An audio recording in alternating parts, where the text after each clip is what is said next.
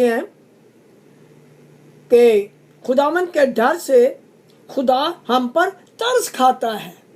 क्योंकि देखिए, जब आप मुसीबत में पड़ते हैं, जब आप दुहाई देते हैं, जब इतने बड़ी मुसीबतें, डिप्रेशन और इस किस्म की मुसीबतें हम पर सब पर गाए बगाए आती हैं, तो खुदावंद उस वक्त हम पर तरस खाता है जब हम ये काम करते हैं कि हम खुदा से डरते हैं। फिर खुदा कहता है अच्छा चलो ठीक है, मेरा वादा है, इसलिए मैं अब इन पर तरस खाता हूँ, और वो मुसीबतें और वो जो रुकावटें हैं, वो जो चीज़ें हैं जो हमें मुसीबत में डाल देती हैं, उनको हटा देता है। क्योंकि खुदा तरस करना चाहता है, लेकिन जब हम कलाम को पूरा नहीं करते, खुदा से डरते ही नहीं है, तो खुदा कहता है मैं काजरों के साथ टेढ़ा हो जाऊंगा। ज़बूर 18 में ये लिखा हुआ है कि वो काजरों के साथ टेढ़ा हो जाएगा। क्योंकि जैसे हम रहम दिल के साथ, तू रहीम होगा। रहम दिल जो लोग हैं उनके साथ खुदावंद रहीम होगा, रहम ज़ाहिर करेगा। लेकिन जो काजरों हैं, खुदा को धोखा देते हैं, खुदा से डरते नहीं हैं, अंदर ही अंदर बहुत ऐसे काम करता है जो खुदा को पसंद नहीं है, तो खुदा कैसे उन पर रहम करेगा? क्योंकि उसके पास सब पत्ते हैं, उसका कलाम है जो इंसान को मुजरम ठहराता है। तो जब हम डरते हैं खुदा से, तो उसके कलाम का लिहाज करते हैं, और जब हम खुदा से नहीं डरते तो कहते हैं खुदा कौन सा देख रहा है। हालांकि खुदा देखता है, वो सब चीज़ें वो इंसान की बारगाह तक छानबीन करता है, और खुदा की 7 आंखें हैं, यानी कि परफेक्ट विजन। खुदा बिल्कुल सही तरह से देखता है, हर एक इंसान के दिल तक का ख्याल वो जानता है। तो बाहर वाली बातें तो वो एक ज़रूरी चीज़ें हैं, लेकिन खुदा दिल के भी हाल जानता है हमारे सब के। वो ज़बूर 103 13 आयत आप देखें तो पता चलता है कि खुदावंद हम पर तरस फरमाता है।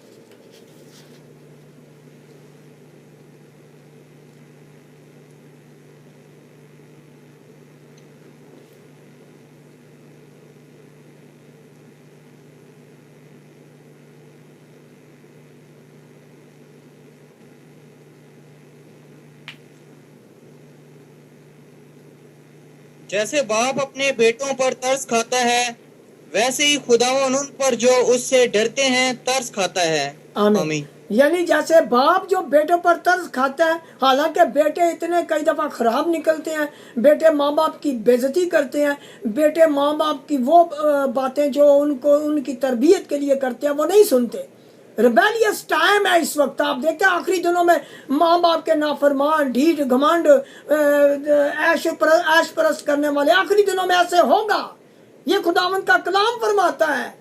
तो इसलिए जब जैसे बाप फिर भी रहम करता है अपने बेटों पर, हालांकि वो इस काबिल नहीं होते, लेकिन जो माँ बाप होते हैं वो अपने बेटों पर रहम करते हैं। और खुदावंद कहता है जैसे बाप अपने बेटों पर तरस खाता है, वो अपने आप को कहता है मैं तुम्हारा बाप हूँ, वैसे ही खुदावंद उन पर जो उससे डरते हैं तरस खाता है। ये खुदावंद का फैसला है कि जब आप खुदावंद से डरते हैं, और डरने का ये मतलब नहीं है कि आप कांपते रहें। खुदावंद के कलाम का मतलब यह है कि आप वो काम करें जो खुदा चाहता है कि आप दूसरों पर रहम करें, उनसे मोहब्बत करें, उनकी बैक बाइटिंग ना करें, उनकी जो झूठी तोहमतें ना लगाएं। वो ऐसी चीज़ें हैं जो इंसान करता है, तो खुदा को झूठ पसंद नहीं है। अगर आप झूठी तोहमत किसी पर लगाते हैं तो खुदा ये पसंद नहीं करता। और इसके बाद हम देखते हैं कि जो रास्तबाजी हमें सिर्फ ईमान से मिलती है, शरीयत से नहीं मिलती। खुदावंद की रास्तबाजी जो हम एक्वायर करते हैं या लेते हैं, हम में आती है खुदा की रास्तबाजी, तो वो क्या है कि वो ईमान से मिलती है। हम देखते हैं कि जो खुदा से डरते हैं उनको वो रास्तबाजी जो ईमान से मिलती है हासिल होती है। ये हम देखते हैं इब्रानियों 11 बाब उसकी 7वीं आयत।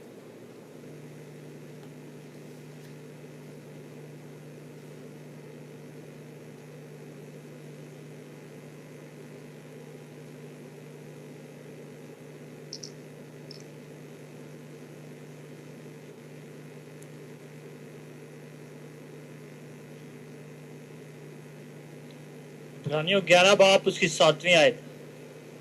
ایمان ہی کے سبب سے نوح نے ان چیزوں کی بابت جو اس وقت تک نظر نہ آتی تھیں ہدایت پا کر خداوند کے خوف سے اپنے گھرانے کے بچاؤ کے لیے ایک کشتی بنائی، جس سے اس نے دنیا کو مجرم ٹھہرایا اور اس راس بازی کا وارث ہوا جو ایمان سے ہے۔ آمین۔ آمین۔ یہاں لکھا ہے کہ ایمان ہی کے سبب سے نوح نے ان چیزوں کی بابت جو اس وقت تک نظر نہیں آتی تھی، یعنی کہ کوئی طوفان نہیں تھا، کوئی بارش نہیں تھی، دور دور تک کوئی نہیں پتا چلتا تھا کہ خداوند نے جو کہا وہ پورا ہوگا، اور ہدایت پا کر خداوند نے کہا بھی کشتی تیار کرو تاکہ طوفان آنے والا ہے تو تو اپنے گھرانے کا بندوبست کر، اور جو بھی توبہ کرتا ہے وہ اس کشتی میں آ سکتا ہے۔ اور اس نے توبہ کی منادی کی، تو کتنی دیر منادی کی؟ تقریباً 120 سال تک منادی کرتا رہا نوح۔ تو وہ خداوند کے خوف کی وجہ سے اس نے یہ کشتی بنائی تھی، ویسے نہیں بنائی تھی۔ وہ ڈرتا تھا کہ خداوند نے جو کہا وہ سچ ہے، اور ایمان کی وجہ سے اس نے خداوند کی بات کو سچا مانا، اور اس نے خداوند کے خوف کی وجہ سے اپنے گھرانے کے بچاؤ کے لیے کشتی بنائی، جس سے اس نے دنیا کو مجرم ٹھہرایا اور اس راست بازی کا وارث ہوا جو ایمان سے ملتی ہے۔ یعنی جو ایمان سے ملتی ہے راست بازی، وہی ہمیں ملی ہے۔ آج ہم وہی راست بازی کو حاصل کیا، مسیح یسوع پر ایمان لائے ہیں، خدا پر ایمان لایا، خدا کے کلام پر ایمان لایا، کیونکہ خدا میں یسوع مسیح خدا کا کلام ہے، اس کا نام کلام خدا کہلاتا ہے۔ جب ہم اس پر ایمان لاتے ہیں تو ہمیں راست بازی ملتی ہے، جس طرح نوح کو خداوند کے خوف کی وجہ سے راست بازی ملی تھی۔ تو اگر خدا نے چاہا تو شریعت پر بھی کبھی بات ہوگی کہ کیا ہم اس کے متحد ہیں یا نہیں، تو یہ خدا ضرور آپ کو یہ بھی آگاہ کرے گا، اور میرا ایمان ہے کہ خدا آپ کے ذہنوں کو کھولے گا اور خدا اپنے کلام کے وسیلے سے سب کچھ ثابت کرے گا۔ امثال 10 باب نہیں، ابھی ٹھہر جا۔ اب ہم دیکھتے ہیں کہ ہمیں خداوند کے خوف سے پناہ ملتی ہے۔ امثال 14 باب اس کی 26 آیت میں دیکھتے ہیں کہ جب ہم خدا سے ڈرتے ہیں تو ہمیں پناہ ملتی ہے۔ آپ کو پتا کہ کئی لوگوں کو پناہ بھی نہیں ملتی، وہ چھپتے پھرتے ہیں اور ان کو پناہ نہیں ملتی، کیونکہ وہ خدا کے کلام کے مطابق اپنی زندگیاں نہیں گزارتے تھے، اس لیے ان کو ہلاکت ان کا مقدر بن گئی۔ لیکن خدا اپنے لوگوں کو جو اس سے ڈرتے ہیں ان پر رحم و فضل کرتا ہے، اور جو اس سے دعوت رکھتے ہیں ان کو تیسری چوتھی پوچھ تک باپ دادا کی بدکاری کی سزا دیتا ہے۔ جو ڈرتے ہیں خداوند سے ان کو ہی سب کچھ ملتا ہے۔ مثال 14 باب اس کی 26 آئے۔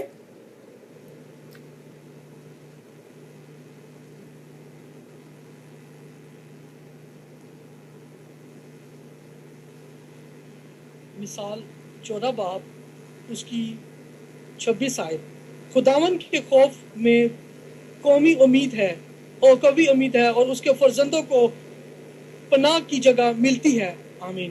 آمین۔ یعنی کہ جو خداوند سے ڈرتے ہیں ان کے لیے قوی امید ہے، یعنی کہ پکی امید ہے، اور جو خدا سے نہیں ڈرتے تو ان کے لیے امید نہیں ہے۔ دوسرے لفظوں میں یعنی کہ اپوزٹ آپ سوچ لیں تو یہ خداوند کا شکر ہے کہ ان لوگوں کو پناہ ملے گی، خداوند ان کو بچائے گا، یعنی جو خدا نے وعدہ فرمایا وہ پورا کرے گا۔ اب ہم دیکھتے ہیں کہ خداوند کا خوف قحط اور موت سے بچاتا ہے، یعنی قحط بھی آ جائے گا، کال بھی آ جائے گا، تو جب آپ خدا سے ڈرتے ہیں تو خدا آپ کو بچائے گا، کوئی بندوبست کرے گا جس سے آپ کی زندگی بچ جائے، کیونکہ خدا اپنا کلام پورا کرنے کے لیے بیدار رہتا ہے۔ اگر کوئی کہے کہ خدا سو گیا تو اس کی کچھ دماغی کیفیت خراب ہے، کیونکہ خدا زندہ اور سچا ہے، تاریکی کا شائبہ تک اس میں نہیں ہے، وہ قحط اور موت سے بچاتا ہے۔ زبور 33 اس کی 18ویں آیت،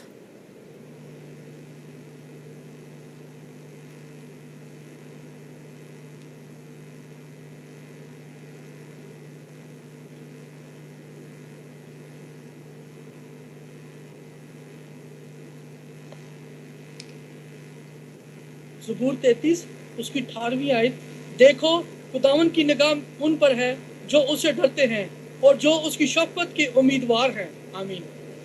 تاکہ تاکہ ان کی جان موت سے بچائے اور تحفظ میں ان کو جیتا اور رکھے. قحط میں اور ہماری جان کو خداوند کی آس ہے.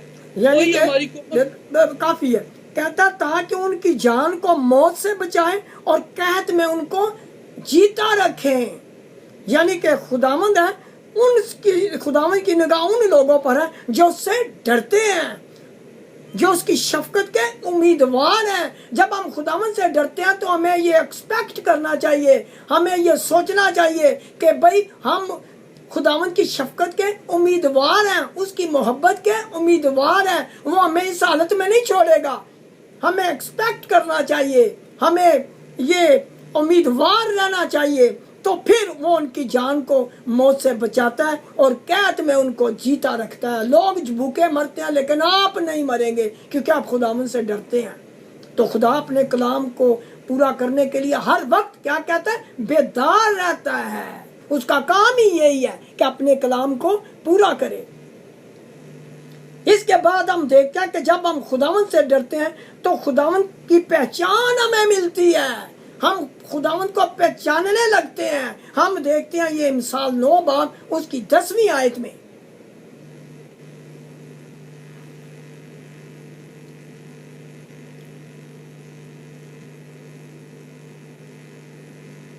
مثال 9 باب اس کی 10ویں آیت.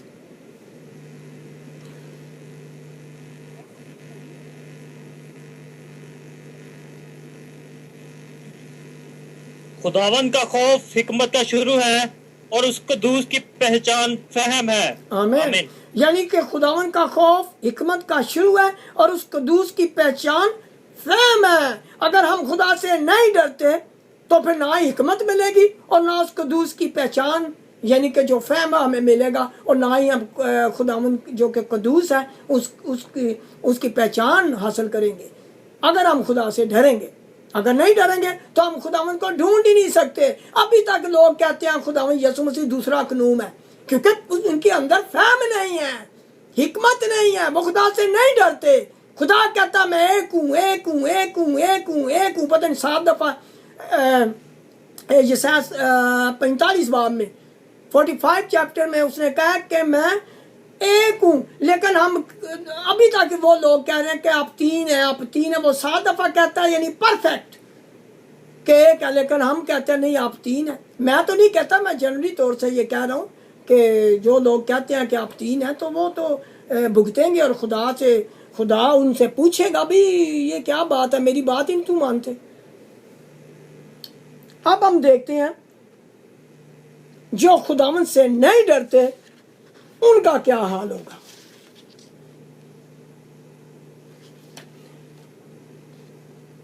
امثال پہلا باب اس کی 24 سے 33 آیت کوئی پڑھے.